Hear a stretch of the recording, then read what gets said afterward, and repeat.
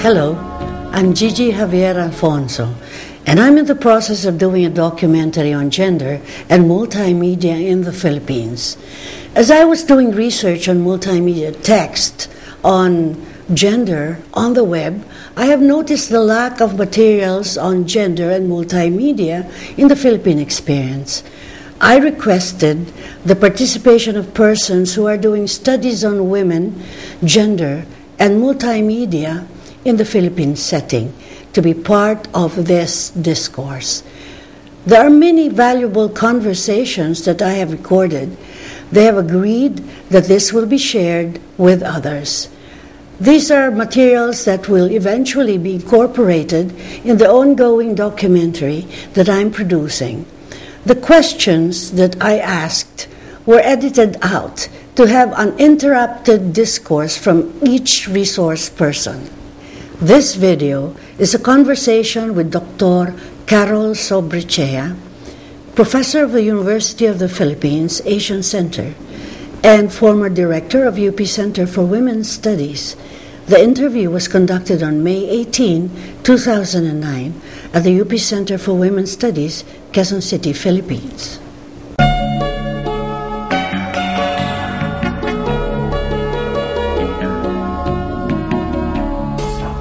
Yeah, as the former director of the Center for Women's Studies, we started by talking about biological males and females and the problems faced by males and females. But over the years, our theorizing moved us to an understanding that individuals are constructed by how society look at them, images, identities, and the roles, norms, and expectations. The way we look at it now is that it's really the way society imagines or defines masculinity and femininity that is that makes life difficult or better for individuals. Yeah, the way we look at it is, of course, we inherited a lot of ideas, ideal notions about what it is to be a female or male in our society. And some of it, we said, we inherited from outside, brought here by our colonial experience. Yeah, and many of these traditional expectations do not work anymore in present-day society. So they are considered problems, like for instance expectations about what a woman should do, when a woman should get married, how should courtship be done, what should the task that is assigned to one or the other person. So we're having problems with this now. And in truth and reality, while women surrender and men surrender to some of these traditional expectations, others do not. So the same process of surrendering to traditions and resisting traditions are happening in our society. So I think for us to be able to move forward, we have to look at all these processes happening in our society. I'm interested in the way young people, men and women now, reconfigure their identity and how they challenge tradition or surrender to tradition while trying to put themselves at the center stage, protecting themselves from harm, maximizing the benefits that they can get from society. So in a more postmodern way of looking at life, I would like to see some empowerment ideas, how men and women, young people, girls and boys try to find a space where they can really make the best out of their lives.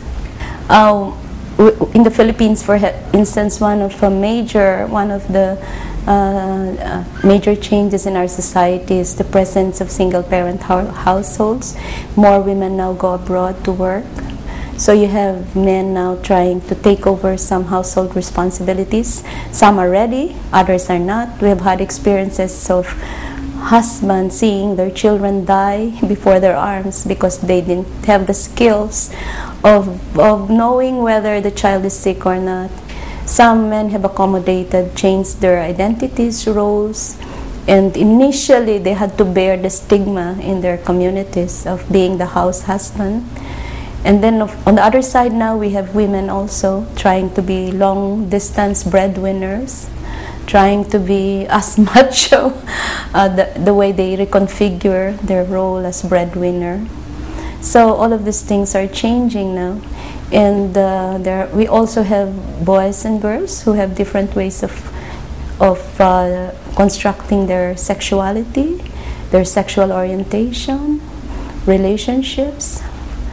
There is less dependence now maybe on family ties, and there is equal interest in developing relationships outside the household, outside the family circle. And these are very complex ways now by which individuals try to manage their sexuality, their identity, their gender relations. The tension is there, and I think it will continue to be there. We have forces in our society. There are sectors in our society that try to bring us to an old state of being, and to petrify Philippine society, and keep men and women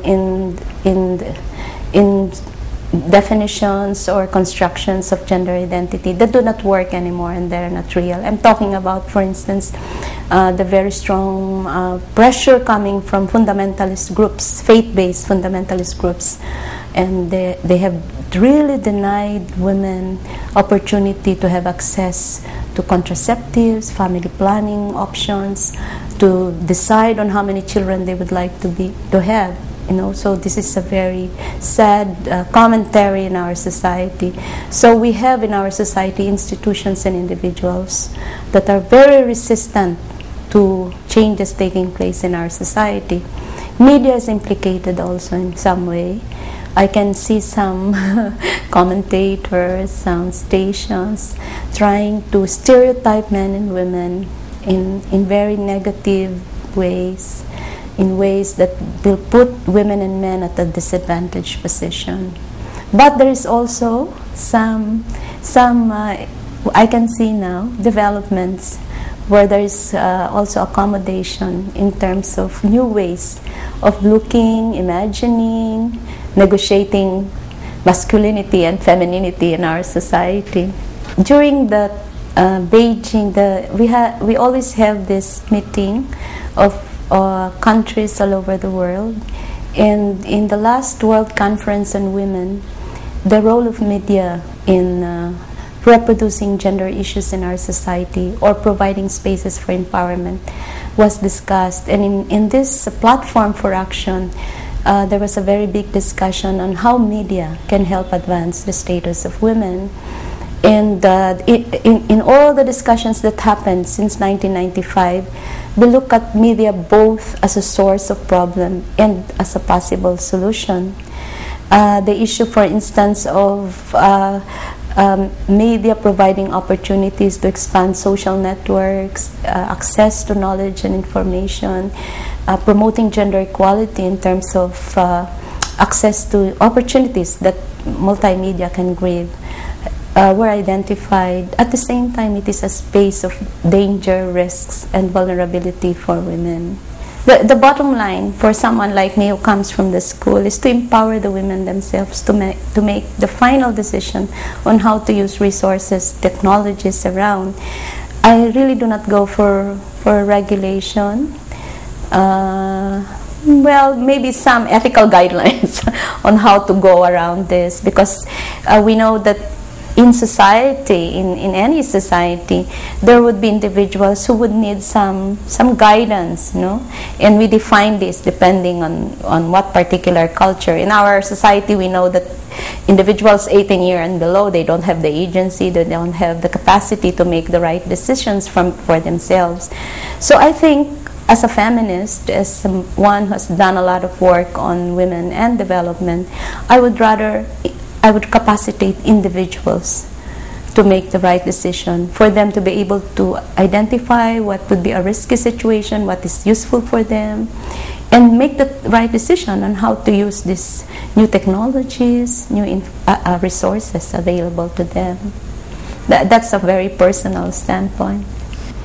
Because of these new developments in communication, the advances in communication, I feel that we still need, as women or as members of our particular culture, we have to keep on communicating, exchanging views, because it's only through constant communication that we arrive at maybe common ideas, common interests. But physical organizing maybe can take the place of more modern forms of communicating. What is essential to me is communication, getting to be heard, getting to be listened, conveying one's messages to others, and sharing experiences is very important. The history of women in all cultures has been a history of sharing experiences. And I would like this tradition to continue, and I would like the men to do the same. Fathers and sons are so disconnected from each other. That's the McCann-Erickson study. Masculinity is, reconfiguring masculinity is, I think, a very serious problem also in our country. Mm-hmm. And we have to maybe also discuss it at one point in time. It's high time we should have gender studies, only to account also and deal with problems, issues around masculinity. In the university, in our counseling program, we have had also boys, students coming to us, talking about how to deal with their identity, their sexuality, their inability to communicate with their parents. And fathers, I said, fathers who cannot communicate with their sons. So there's, this problem in our society. The women's studies programs were established in the United States in the early 70s and the 80s. And at the time when they were established, there was really a huge gap between males and females. There was so much gender inequality, and women were really lagging behind in access to high-paying jobs. There was a lot of stereotyping, so even leadership position. So I think it was really opportune at the time to establish women's studies. One of the projects of women's studies program was to inscribe women's experiences in historical writings. So it was a project that took 20 years for the United States to complete, and they had to review the theories in the social sciences and account for the invisibility of women and distorted images of women. But changes have happened so fast. In the Philippines now, for instance, after 20 years of advocacy, almost 70% of middle-level managers in the private sectors are women. In the private sector are women. We have narrowed the gap. And now we also, because of these fast changes also, we can see some problems faced by men. Unemployment in the Philippines seems to be higher now, is higher among certain occupational groups. During the last financial crisis, more men lost their jobs. So again, in the last 10 years now, there has been a claim or also to shift from women's studies to gender studies, not so much to account for masculinity, but also to account and study, interrogate, produce knowledge around experiences of individuals of different social orientations. Because we have rendered them invisible, they're not found in any text, in historical texts, in literature.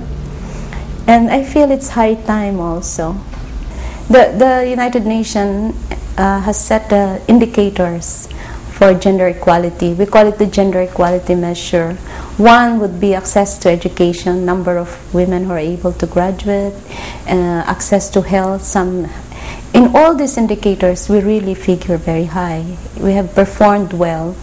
I think because of our American colonial experience with the introduction of public school system, the Philippines has one of the highest literacy rate for women. In fact, the issue now is that it's the boys who are lagging behind. In the University of the Philippines, our UPCAT qualifiers are mostly women now. Our graduates seem to be more women. So we have a problem really with our boys. What is happening to them?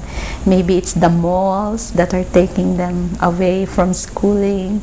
And then there's another hypothesis that say maybe because education is so females-focused, female-centered, the way we teach our boys do not get them excited to learn. And maybe they drop out because maybe we are not able also to teach the way that would encourage them to finish their schooling. Maybe these are hypotheses. So in terms of this UN indicators, we figure very well. Our issue, and I just came from New York to attend the 53rd meeting of the Committee on the Status of Women, is to challenge the indicators, because some of the indicators do not really capture some of the more serious issues faced by women now. We would like to have indicators of domestic violence to capture the incidents of abuse happening to women, the incidents of sex trafficking. So these are the more serious problems faced by women, and they are not included in this gender equality set of indicators. A development perspective, and I'm talking in very general terms, is that if the problem is very serious, then you put an affirmative action measure. Okay, so you only come out with an affirmative action measure, is put in more resources to those who need these resources, but this measure must be very temporary. So for instance in India, because they say it will take 4 centuries for women to assume political power, they have a quota of 30%. These are reserved seats. 30% of all political positions must be held by women. We don't have a quota, but we have an affirmative action in terms of a gender budget. 5% of all government, money for the year must go. It's an affirmative action measure. And I keep saying that it must not be there forever. Once the gender issues have been resolved, then the money should go somewhere else. We should have affirmative action for indigenous peoples. We must have affirmative action for other marginalized people. But, the issue now is, are we able to use that gender budget well? Where does the money go? Now, if you have a program or a government official or the head of an agency who is basically incompetent or corrupt, then you have a problem with that gender mainstreaming thing. Where do you put the resources? The issue of some feminists outside of government is that why do you mainstream gender into a program that is weak or not good in the first place? So the issue there is the river clean? Why will you mainstream put the fish into the mainstream when the river is polluted? So there's a debate going on now. I think most of the achievements, a lot of the achievements in terms of advancing the status of women in the Philippines comes from women's groups and NGOs. The first counseling programs in the Philippines were started by feminists from NGOs. The government came much later in terms of addressing women's issues, gender issues. Yes, we have a very dynamic women's movement in the Philippines. Very dedicated, very passionate, yeah. Our vision was to strengthen women's studies within the university, When we started, we had very few courses who talked about women's issues, gender issues. Our courses on methodology were not so enabling and appropriate to bring out the voices, experiences of women. So we had to look at the curriculum, the subjects being offered, and try to change some of the subjects where we see a lot of gender bias. So and then we realized that to be able to bring in women's studies, to introduce topics about women, about gender, we have to have literature to go with it. So we went into publication, and we called it alternative press in the beginning. So, and we recommended our faculty members to use it depending on what subject. But the greatest achievement of the center, I think, is also engaging the public in general in terms of our advocacy and our research. We did a lot of studies in the last 10 years, but we focused on health issues, domestic violence, reproductive health, and sexuality. We've had very little experience in dealing with women in the economy. The projects we had to do it together with the School of Economics, a few studies with the Mass Communication, College of Mass Communication. So I think the University of the Center for Women's Studies contributed a lot in terms of producing knowledge that were used, and they continue to be used for classroom teaching, for policy advocacy, for program development. I'm part of a team now organized by the Asian Development Bank. I do a lot of research on women and HIV/AIDS, gender and HIV/AIDS, because over the years I worked in the area of reproductive health. So now I'm very much concentrated on the issue of HIV/AIDS for the simple reason that there is the increase is in the Philippines of infected individuals is a little alarming. We have one of the lowest incidents compared to Thailand, for instance, or India, but the rate of increase is a little bit alarming. So more than 1/3 of infected individuals, Filipinos, worked in the seafaring industry. So my research is looking at the risks and vulnerabilities now of women who are increasingly being recruited into the seafaring industry.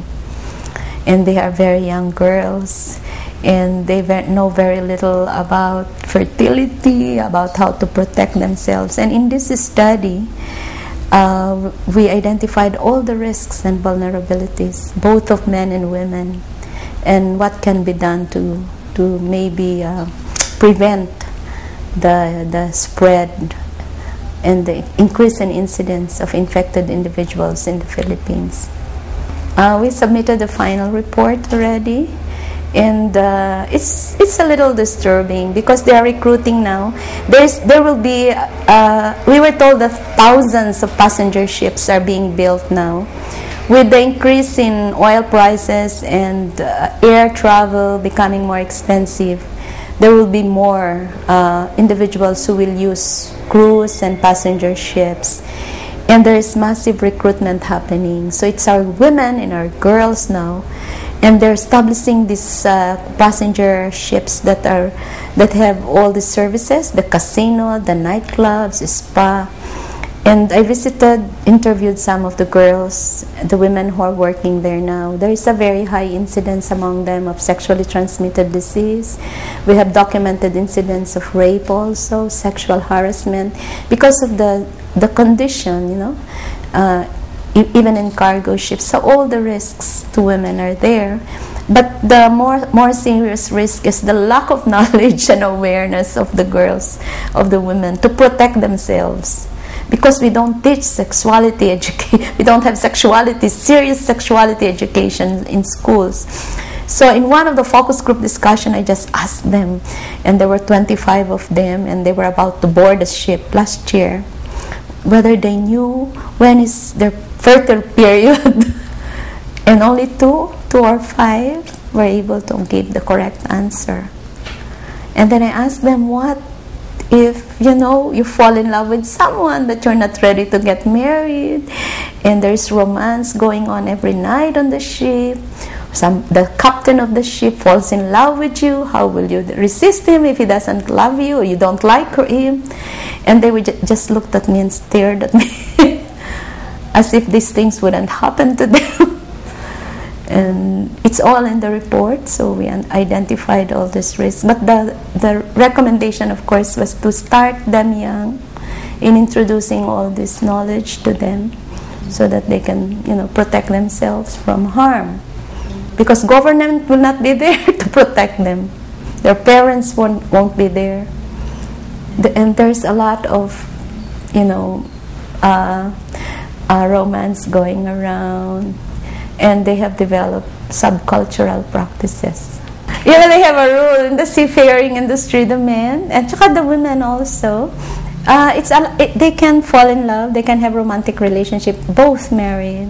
But the rule is, once the ship docks here in Manila, they ignore each other.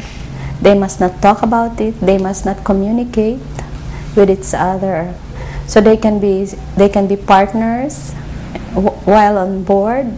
But once they get down, they forget each other. The rule is shouldn't send text messages once you get down. But if you fall in love, like you want to continue this extramarital relationship, then they communicate by trying to board the same ship again the next time. And there are no regulations. Now there some principals, they call them principals, the ship owners, the captains, are becoming more strict because of HIV/AIDS. So they try to distribute condoms, and they try to regulate sharing of cabins. This has been going on. It has been documented by NGOs in Hong Kong, because there are so many women there.